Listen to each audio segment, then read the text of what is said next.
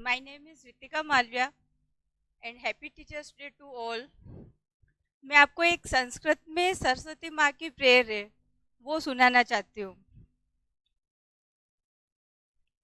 या कुंदेन्दु तुषारे हारे धवला या शुभ्रवस्त्राविता या वीणावरदण्डमण्डितकरा या शुभ्रवस्त्राविता या ब्रह्माच्युतशङ्करं प्रभृतिवि देवी सदा वन्दिता सा मा पातु सरस्वती भगवती निःशेषजाड्यां पाहा निःशेषजाड्यां पाहा।